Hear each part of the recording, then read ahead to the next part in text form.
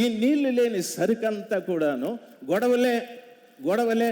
వాళ్ళ పుణ్యమానని క్రైస్తవులు మనం ఎక్కడ మూతి పెట్టే అవకాశం లేకుండా చేస్తూ ఉన్నారు. అంతేకాకుండా ఇంకా కొంతమంది రాముడు దేవుడు కాదంటాడు. నీకు తెలిస్తే సరిపోదా? అది విని వాళ్ళు వచ్చి బాగా కుమ్మిసి పెడతారు.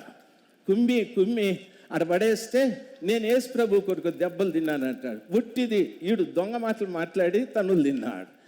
మేము క్రైస్తవులు ప్రభు కొరకు ప్రాణాలు నిజంగా తీసేస్తే మేలు. రాముడితో నీకెందుకురా బాబు, రంగడితో నీకెందుకురా బాబు? యేసు ప్రభుని నమ్ముకున్నావు, యేసు ప్రభు గురించి 4 మాటలు చెప్పలేవా? వాడంటాడు ఖురాను. వాడు ఖురాన్ అన్నా చెప్పుకొని, ఇంకేదన్నా చెప్పుకొని, భారతం అన్నా చెప్పుకొని, భాగవతం అన్నా చెప్పుకొని, బుద్ధి ఉండే నువ్వు బైబుల్ చెప్పుకోకుండా వాళ్ళతో గొడవ ఎందుకురా బాబు అంటే గెరారు కాపరులు వీళ్ళు.